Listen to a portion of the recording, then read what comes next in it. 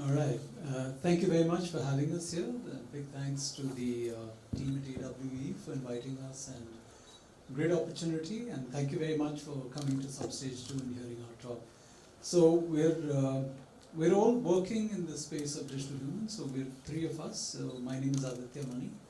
I'm the founder of Hologram Style, and we bring digital humans for fashion try-ons, virtual commerce, and self-expression. So all three of it, and we will cover those as we go ahead. But broadly speaking, we allow consumers to try on branded fashion on their avatars and create content with it. That's the fastest way we can get to brand engagement, and that's what we want to focus on. So we're mobile first.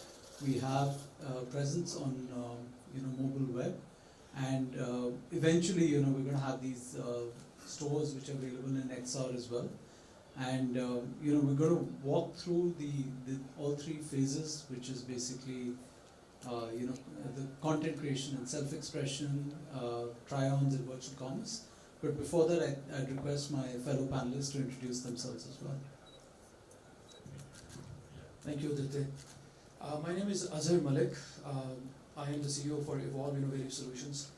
We are on the high fidelity or the enterprise side of avatars, so one-to-one digital twin of yourself. So if you guys have ever thought about that there were less than 24 hours in a day and you wanted another one of you to actually make things happen, that's what we guys do. We create digital replicas of digital humans, of yourselves. And in order to do that, we have heavily invested in technology which is studio-based. So we have a digital DSLR rig here in Singapore and one in Dubai.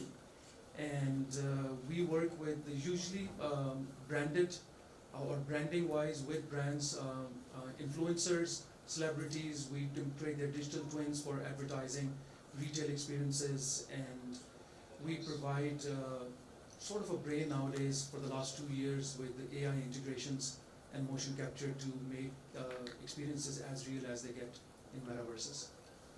Thank you. Hey everyone, this is Tony on behalf of For You Tech and MetaSpace. So For You Tech, we are a 10 years old company back in China, and which is quite rare that we started, founded in 2015, and been focusing on producing avatars and utilizing avatars. And most of our clients are from TV stations, brands, enterprise who want to utilize IPs or content or AIs. So as you can see, there's a quick introduction on the features or applications of avatars. And for example, production, facial capture, motion capture.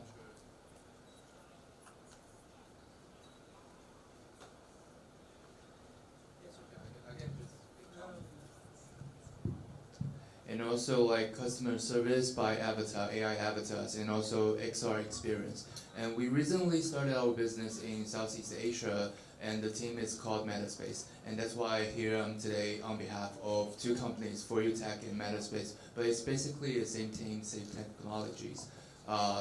Maybe next slide, maybe. So yeah, so again, I think we're very proud that we've created over 1,300 avatars in the past 10 years for over thousands of clients. Very happy to be here talking about the application values of avatars and what we can really do and what we can look forward to the future with mixed reality and avatars. Thanks, Tony. So this is a great slide that Tony talks about. So a lot of us who are in the space of digital humans recognize it, but basically this gives you an idea of what it takes. So you basically create the digital human with capture, and then you drive it with the mocap, or you could drive it with AI. And then you have both the ways of driving it, which is basically driven by AI and mocap. And I want to borrow a line that Azhar told me earlier. Basically, he talks about creating the puppet and creating the brain. So remember how we had the hype cycle with the metaverse, where everyone went into Decentraland, everyone went into spatial and didn't know what to do. That happens because what is missing today is the engagement.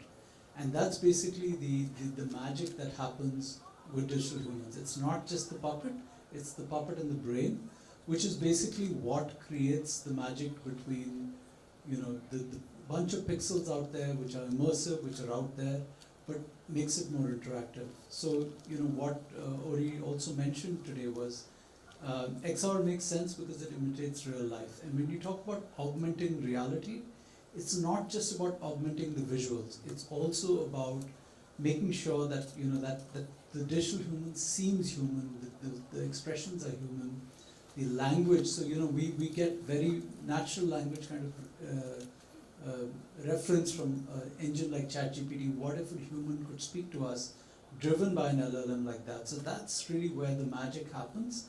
And I think we're at that inflection point where it's no longer about fidelity, it's no longer about the visuals, it's really about taking it to the next level where you feel like you're immersed in reality, and you're not immersed inside a scene inside a Marvel movie, you're immersed in the movie itself. And I think that's where a lot is changing in 2024 and perhaps in 2025. I've just put down 3 slides which are basically focusing on the 3 elements. So there's Try-Ons, virtual commerce and expression. I would request my panelists to speak a bit on Try-On. So on the Try-On side, I think on the brands, it's more about customization, personalization. So I would like to dress up my avatar, especially when I'm talking about retail, with perhaps a Nike T-shirt and Levi's jeans. So that's where the personalization happens. And on the brand side, it's also the place where the celebrities or the branded avatars come in, and that's where I think Azhar can do a good job in adding to that because they do a lot of celebrity activations. Thank you, Aditya. So for Try-Ons, we have seen the Try-On industry actually evolve a lot over the last decade. So from the Kinect mirrors where you stood in the front and something was pasted onto you, to now where we, for example, we're working with Visa Global to implement conversational stylists. So basically speaking to a stylist, the mirror will be able to understand who you are, mirror will be able to understand your dimensions, fit, color, what suits you, which kind of silhouettes of clothing, and then the brands can digitize the clothing, and that's where the Try-On industry is moving. We've seen this with celebrities, we've seen this happening in engagement side. So apart from clothing, I would like to mention, I think one of the best commercial implementation we have seen recent years is 010 mirrors, especially with the Coach Tabby campaigns, which has been great for virtual try-ons, but not specifically for clothing, but for accessories. So yeah, the try-on industry, just like any other industry, is flipped upside down currently, because what was prevalent for many years is actually with the LLM integrations, with more depth sensing cameras which have become smaller, with better SDKs, likes of which like Niantic and others are providing, it is becoming easier to grab the emotions, have the mirror be socially aware now about the environment, about the person in the front, about the colors of the skin, and actually the fit as well. So the next wave which is coming, the skeletons are not 2D anymore, it's more mesh based, not to bore you guys with the jargon, but you'll be able to turn around and see how the clothing fits you in a 360 view rather than just having a 2D view. So those are the things that we're working on with some of the companies, and some of them will start launching this November with the Thanksgiving season kicking in. Thank you. Yeah, I want to just make some add-ons. It's quite interesting because we don't have many cases that's in the industry of fashion or try-ons. I think part of the reason will be, I'm not sure if you know about the policy in China, like Biden's, even TikTok. There are some minor policies that's trying to against the utilizing of AIs and avatar, but I'm sure it will be solved in a short time, because I was told by friends in ByteDance that they are trying to add on some modules on their TikTok and in Chinese version Douyin, the function of utilizing what we just talked about, the functions. I think it's very interesting that for you technology, so we serve our clients mainly to help in the area of first of all branding, marketing. Secondly, it will be how to upgrade the service, how to upgrade the event experience that users will like. Thirdly, it would be how to promote ourselves, not maybe in the in areas of try-ons, but in China it will be quite popular to use avatars to do 24 hours live streaming to introducing products. But we probably serve our clients. Those clients have more standardized product, which will be quite safe, especially in this very early time of using 24-hour avatars selling products. For example, McDonald's.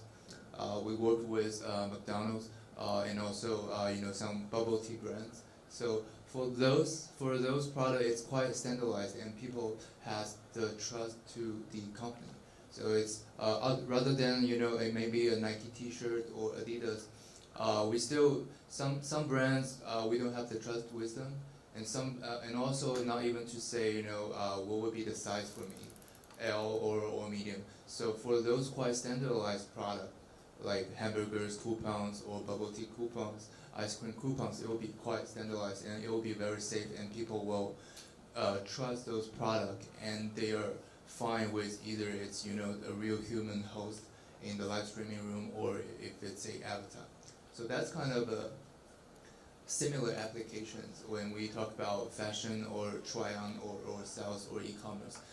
That's what we do in China right now. But I'm sure it will has a much room to be elevated in the future to utilize avatars on try-ons on fashion areas. So, Tony, you touched upon something very interesting, which is going to be the third phase, which is live commerce with avatars, and that's where I want you to take your mind to, because that's going to happen very soon. But before that, getting into the interesting world of virtual commerce, V-commerce as they call it.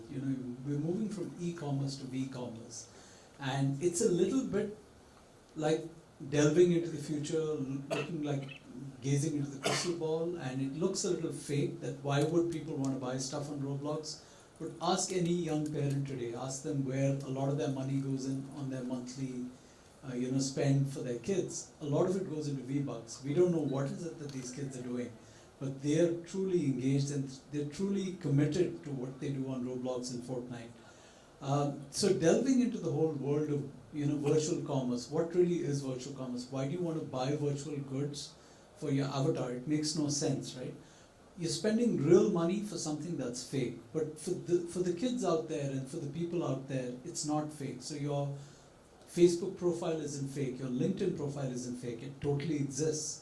So, when we put on these head-mounted displays, we go in and we're experientially things. You're moving your head, you're seeing things, naturally the way they are in XR.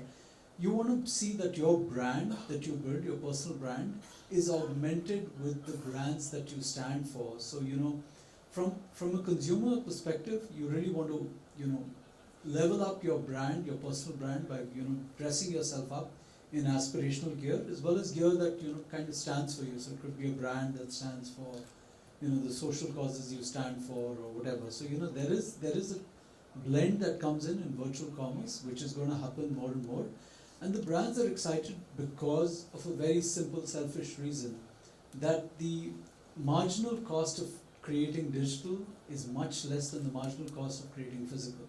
So it's the same argument why Steve Jobs went all in on Apple Music, which was back then called iTunes, because it still costs a cent or less than a cent to create a new CD. It doesn't cost anything to just keep selling more digital music.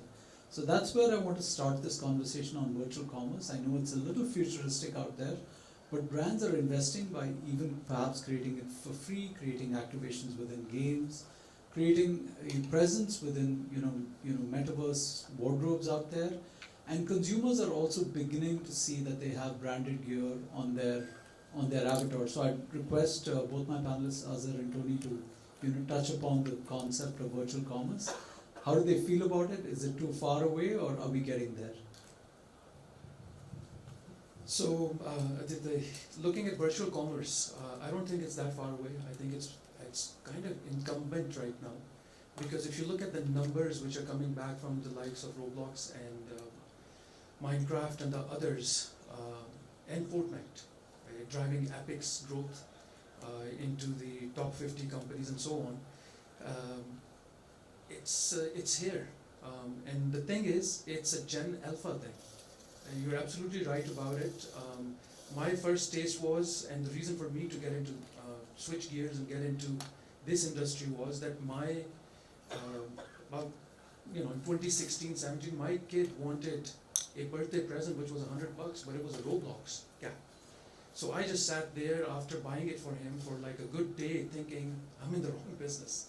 I gotta get into this business because these kids will be spending in 10 to 15 years, and they will not be interested in just buying a Mets hat or a Yankees hat. They actually want that that digital hat. That's their way of flexing now. So over the next few years, as a company, we have actually conducted get-together, sort of a research you can call it, inviting kids over and just talking, gaming, talking, where do they want to spend, and we have realized, and we've implemented with some of the brands that we work with, it's not just the physical product. Kids are asking some deep questions. They come back and they say, okay, I like this shirt, but what else does it come with? And you're like, it's a shirt. They're like, yeah, but what does it come with? I'm like, what do you want? Does it have an effect? I'm like, okay, that's AR. Okay, they're looking for that. Not many providers are there. Some companies are one-off doing it. The second thing, you're like, no, that doesn't come with it. Does it have any activity? You're like, what do you mean by activity? Like, is it attached to a point? Okay, it can be. Okay, and recently I've been asked, and which was again a eye-opener, does it carry some sort of a carbon elimination footprint? Like, yeah, Uniqlo tells me they're all about this, but if I buy a Uniqlo, are they donating somewhere? Does it come with some sort of a product? Is it coming from kids? Literally, Gen Alpha kids.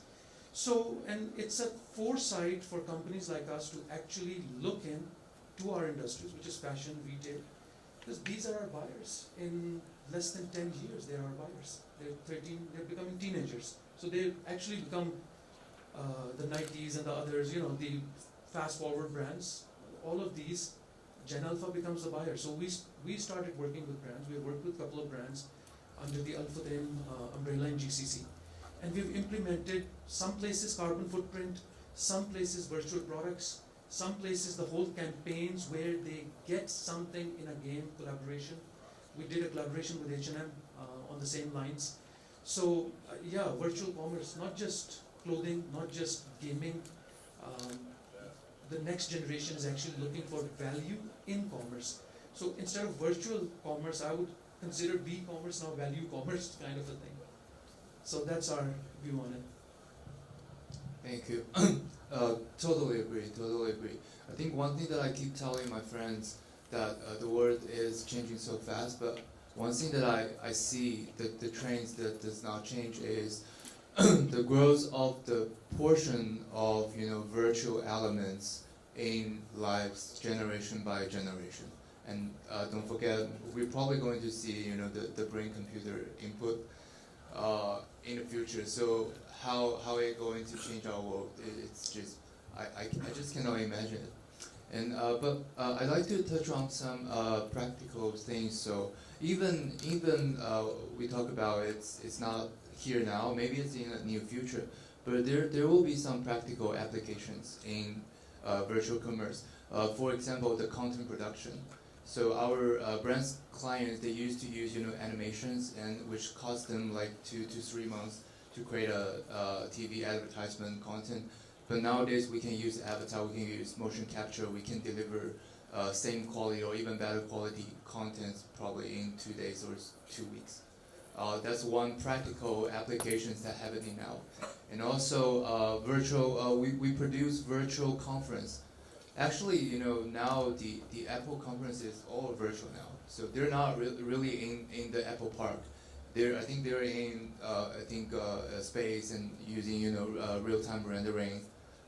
So virtual conference can really help some traditional device company, for example, phones, especially electronics, or cars. So people don't want to see you put a car in front of them and introduce what the car looks like, what the functions now. They want to see the animation in the conference and how you can utilize those practical those virtual technology into practical fields. So that's what I'm trying to add on. While you were speaking, I just realized that there's so many implementations. We worked with a brand called Hindalut a couple of years back, and they conducted full-blown research into creating a new oud with smell with kids, and the campaign was Name Your Own Oud. So based upon that, we created a whole experience where kids came in and they, based upon their emotion they created, or said this is like the emotion we want out of the smell, and they sell that product now in physical. So it's a more of an experience which went from virtual research to physical product. I think that really elevate the conversion rate when you put in some virtual effects into conference or how you sell the product. Yeah, totally. And I think, if you look at the image in the middle, we're talking about virtual commerce, and this is an avatar in front of a virtual camera. And that's how it's going to happen. So a lot of the content creation is now going to be accelerated with AI. And that's where I come on to the concept of expression, where, if I'm buying a Callaway or I'm buying a tailor-made golf t-shirt, I can actually go into a space with someone like, say, a Tiger Woods, showing me a golf swing. So it's, we spoke about rigged, and we talked about these words where, you can drive the avatar either with mocap or with AI. So you could have the perfect mocap capture of Tiger Woods showing me that golf swing, and I can see that, see how that t-shirt looks on him, go real close, learn the golf swing, and upgrade myself. So there's expression coming in both from the brand side and the consumer side, because we all know we can create avatars of ourselves, we can drive it with ChatGPT, drive it with any LLM out there, Gemini, whatever, and it can do, speak our minds in multiple languages. So I know we're short on time, but if both of us could touch a little bit on it's self-expression, both from the brand's perspective, from the brand's identity perspective, how you can drive that in with brand values and all that, and also how it's going to change the way we're going to have our digital identities through self-expression and multilingual. That's an interesting topic, because the AI, the work which has been released in the last 18 months, as everybody knows, is actually driving a lot of NLP, the natural language understanding, natural language processing side. And there are SDKs and tech side, which is emotes by Alibaba. There's code coming in from NVIDIA, which is audio to face, audio to gesture, creating that and adding to the basic expressions that the avatars or the personality had, which was digital, and making it photorealistic, highly expressive. You can create a brain or create a personality, exact personality of a person, and expressions with the new physics engines, with the Epic, doing great job with Unreal, with the lighting and the nanogems and all that. Smaller footprint, NVIDIA's and Huawei's work with Ascend and NVIDIA chips now pushing supercomputing on edge devices is enabling a lot of that. So a lot of high-end brands were actually on the fence jumping onto the digital, because the product could not be produced as they wanted it to. So a shiny black leather couldn't be produced, but now it can be. The lighting effects and everything. So I'll make it short. I think the ultimate purpose of all of those are trying to make more and more people get used to those avatars, especially combined with AI abilities, so that we can make the avatars more and more natural, to to elevate the experience of you talking with a avatar. So I think that's the ultimate purpose. Thank you very much.